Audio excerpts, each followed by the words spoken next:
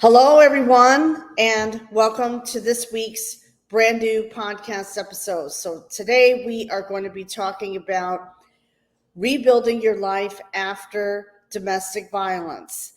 And this is really an important topic that we must talk about because there's not a day that goes by that I talk to women who are looking to rebuild their lives after domestic violence. They're feeling stuck, they're feeling overwhelmed, and they're looking to reclaim their power. So before we get started, please like and subscribe to my podcast on Spotify, Google, and Apple, and all the live streams. And please like and subscribe to my YouTube channel, which is Let's Break the Silence with Angeline. We go live every Wednesday morning at 7 a.m. Eastern Time. And please stay in the know. So want to continue to receive resources that will equip and empower you on your healing journey. Stay in the know with news and special promotions and live events. So please go to my website at letsbreakthesilence.com. The link is right there in the bio. Please like and subscribe to my podcast, and please subscribe to my newsletter for the latest information and latest news and live events. So, like I said, today, this is a very important topic that I have not discussed on my podcast. So we are going to be talking about this. So rebuilding life, what does that look like? Have you ever been in a situation where you have transitioned out of domestic violence and you really don't know where to go, who to turn to? How do I rebuild my life after domestic violence, after escaping my abuser? Well, today I am going to discuss 10 ways that you could rebuild your life after domestic violence, because guess what? This is a journey. Rebuilding life after experiencing domestic violence is a journey of recovery and empowerment. So here are some of the key points that I am going to be covering today. Number one, acknowledgement of trauma, meaning acknowledge the fact that you were in an abusive or narcissistic relationship. And trauma can have a long-lasting effect on survivors. So, healing starts with acknowledging the emotional, psychological, and physical impacts of domestic violence. So that's where the healing takes place, taking ownership, acknowledging the trauma. Because when you acknowledge the trauma and you acknowledge the fact that you were in an abusive relationship and surrender, that's when things start to open up for you, meaning abundance starts to open up for you. So it's important to recognize the fact that you were in a traumatic relationship, and this requires a lot of shadow work. And, speaking for myself as an example, I acknowledged the trauma.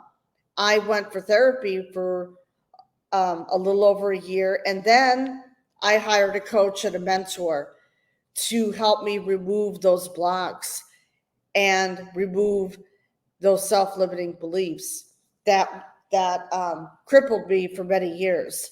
So it's important to acknowledge that fact. So acknowledge the trauma. Number two, I always talk about this, safety planning, okay?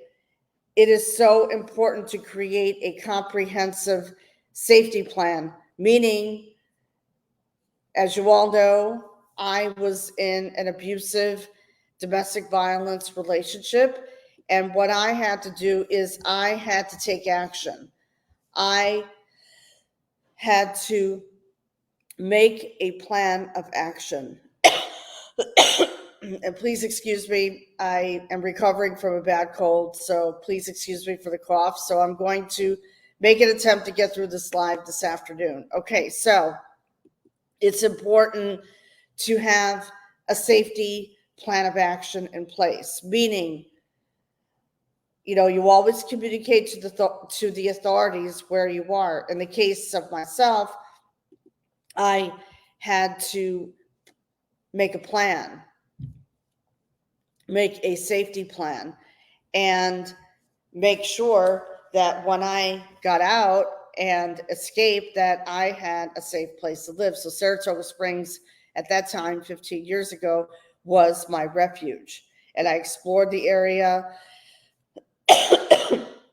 And I'm happy to say that I built a life for myself there.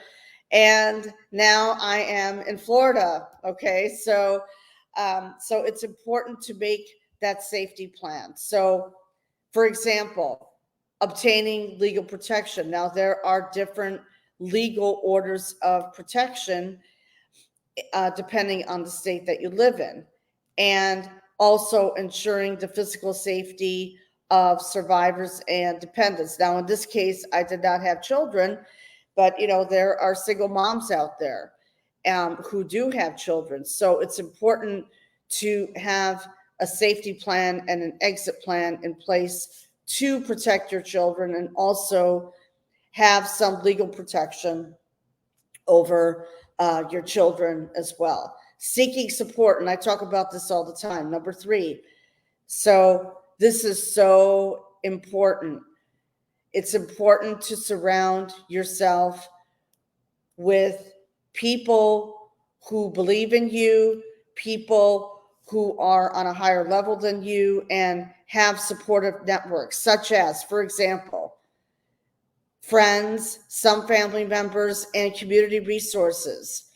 Okay. What I did, I connected with local shelters at that time in New York, support groups, and counselors or coaches who specialize in trauma and domestic violence. And that's really, really important, because I had to align myself with the right people. Because if you align yourself with the wrong people, they are going to take you down a rabbit hole, and it's just going to be so much harder for you to recover from that.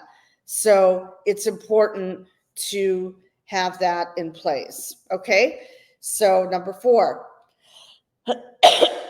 sorry about that. Okay. Therapy and counseling. So explore the benefits. So explore therapy, explore counseling in the healing process. This is so important. Professional guidance. You can hire a coach such as myself, because I do have a signature program for domestic violence survivors to help them step into their true identity and purpose. Because guess what? When you're in that domestic violence, you lose your identity. You start to lose your sense of purpose, and you have no idea, and you're like, where am I? What am I doing here? You lose yourself in the process. That's what I am trying to say right now. So you lose yourself in the process. So it's important for you to recognize that. So, I have a private Facebook group for support. And, I have a community of women who talk about their experiences. And my goal is to rebuild their sense of self-worth, because that is so important. So we have someone tuning in here right now on my Let's Break the Silence Facebook page. Hi, Connie. How are you? Nice to see you. Thank you for joining the live, and I hope you're getting value out of this. So actually, we are live right now on my Let's Break the Silence Facebook page. So thank you so much for joining us. So we're talking about rebuilding your life after domestic violence. So seek resources, seek support, seek supportive networks. There is, I went to a therapist for 1 year, okay, during my healing process. And then I hired a mentor and coach to help me take myself to the next level. Okay. Financial independence. And I know that this is something that women struggle with. Okay. Achieving financial independence is a major step towards empowerment. So, for example, finding employment, accessing resources for education and skill development, gaining financial literacy, because what happens is, a lot of times with women who have been beaten down to the ground financially, they're scared and they feel overwhelmed, and I can totally understand that. There's so many resources out there right now. You can check out work from home opportunities. You can, check out, I know that when I was on my journey, I found a network marketing company meeting a health and wellness company that changed my life. So this way I could earn income, because I was paying a lot of money out of pocket to my attorney at the time. So, it's important to access those resources. So Connie is saying, I didn't deal with DV, but I suffer from PTSD from my boyfriend. Wow. Yes, I can help you with that. Actually, Connie, let's do this. I will send you an invite to my private Facebook community. So yes, because survivors, of domestic violence or trauma or narcissistic abuse, they do suffer from PTSD. That's post-traumatic stress syndrome. So definitely I can help you with that. So at the end of this live, I will post the link here.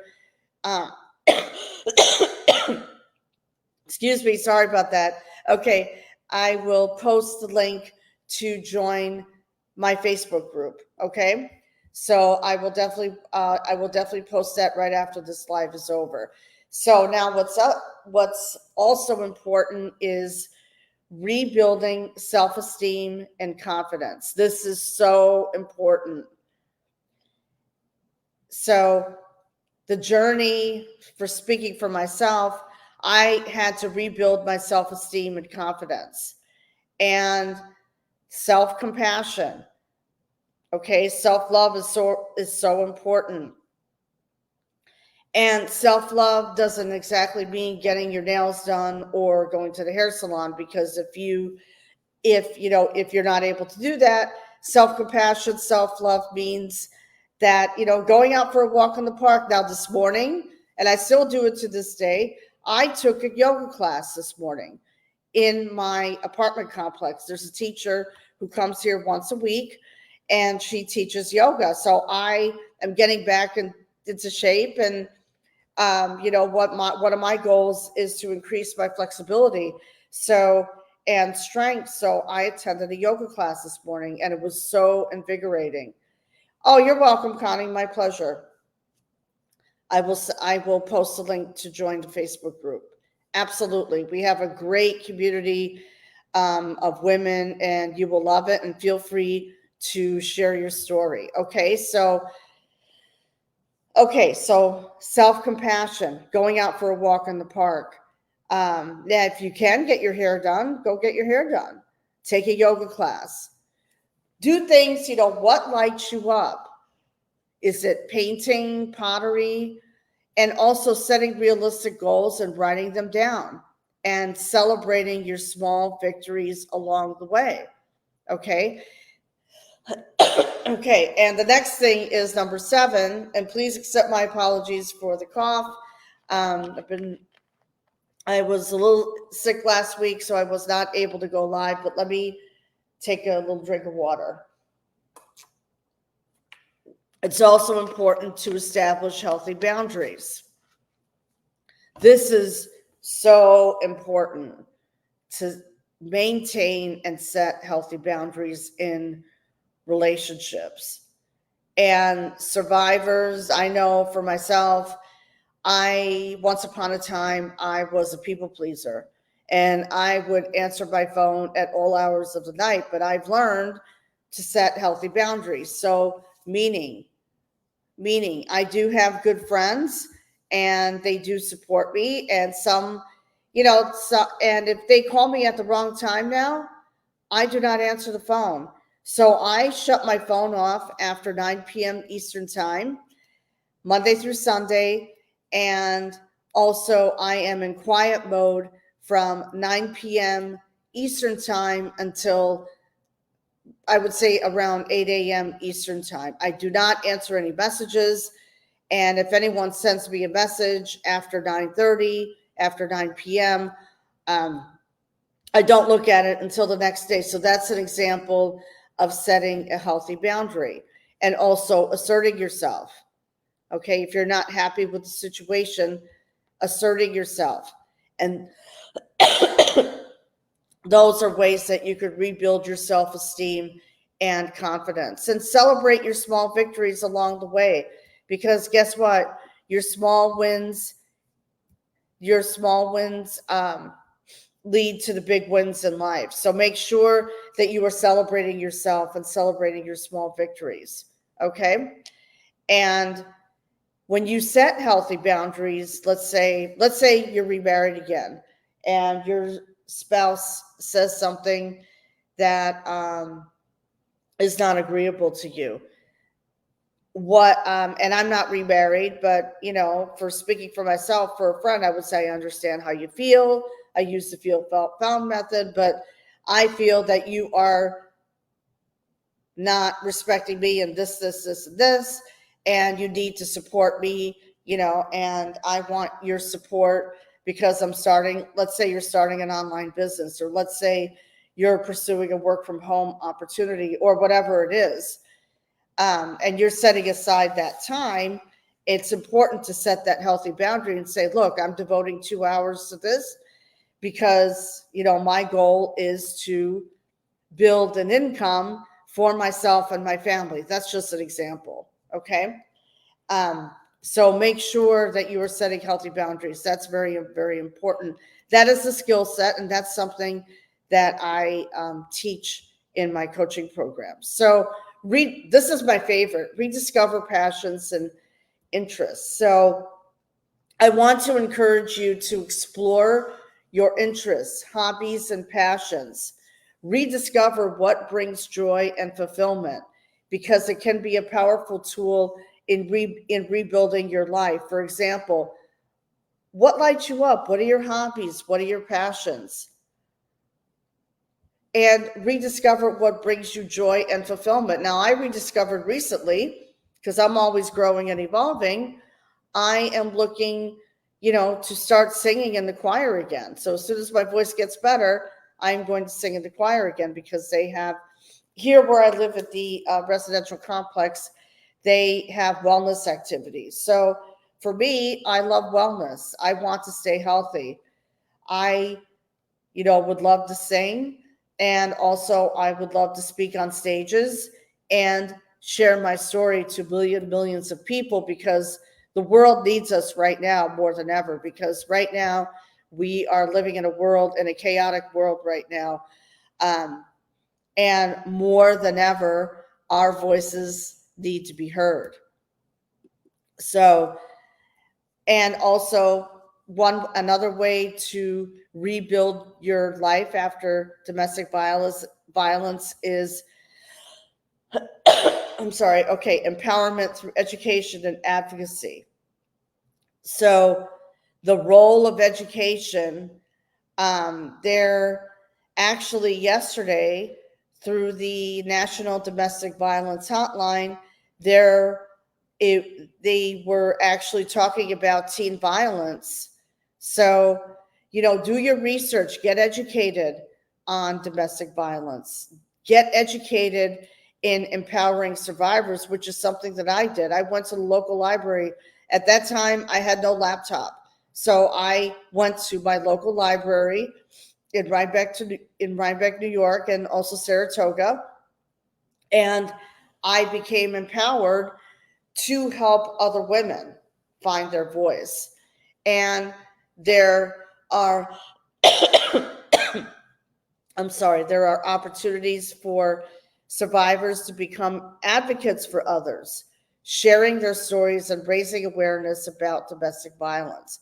Because more than ever, we need to raise awareness about about domestic violence. And the last thing is, it's important to look forward, okay? I'm a forward thinker, and it's important to build your resilience and strength, because when you build your resilience and strength, you're able to help others. And our obstacles are opportunities for growth and happiness in the future. So focus on the possibilities and new opportunities for growth and happiness in the future, because when you do that, then the world opens up for you. So strength and resilience is so important. So important. So, and it does take courage for survivors to rebuild their lives. It really does. But you can do it. And guess what? If I could do it, you could do it. So I hope this live was helpful to you today. And also, I have a special announcement. So back in February, I did a 2-day workshop, and it was the ultimate virtual event for the woman who wants to rediscover herself and also be empowered to step into your divine power and identity. So actually, I am going to be doing a 2-day, I'm going to be hosting here on my Let's Break the Silence Facebook page via Zoom, a 2-day virtual event revealing my 9-step process designed to help you release and heal past wounds that have left you feeling overwhelmed, inferior, and lost. Okay? So during this training, you will be shown how to up-level your mindset from victim to victor with specific mindfulness exercises, utilizing the tools of journaling to gain clarity, empowerment, and we're also going to do journal prompts. You're going to learn to care for your soul and love your whole self through self-care practices. And I will show you my favorite solution to rediscover yourself and be empowered as you step into your divine power and identity that will lead you to your true purpose and calling in life that God is calling you towards. So it's going to be a 2-day event. It's going to be on Tuesday, August 27th, and Wednesday, August 28th at the end of the month. It's going to be from 7 p.m. to 8 p.m. Eastern time. So come prepared with a nice journal. This is one of my journals that I use, okay, because we're going to be doing some exercises, okay? So the event has already been drawn up on my Facebook fan page, so I will post the link to join the event here in the comments section. And it's going to be live interactive Zoom. Okay, so please be on the lookout for that. So I want to thank you all for tuning into the live and to the replay here on today's podcast episode. So please, check out, like, and subscribe to my YouTube channel. Okay, this live will be uploaded tonight, and it will be live tomorrow at 7 a.m. Eastern time. And please like and subscribe to my podcast on Spotify, Google, Apple. And if you could leave a positive rating and some feedback, I'd really appreciate it. And also, please subscribe to my newsletter, okay?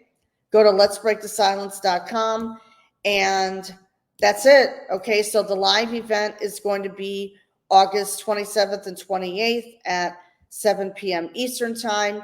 I will post the link in the comments, so you can just click on the event link and join, and there will be a Zoom link. So we are going to be live on Zoom for 1 hour. So I can't wait for this. I want to wish you all an amazing day. Thank you for being patient with me regarding my cold. And please look for this podcast episode that will be uploaded tomorrow morning, 7 a.m. Eastern time, live on Spotify. And have a wonderful and blessed day. Thank you.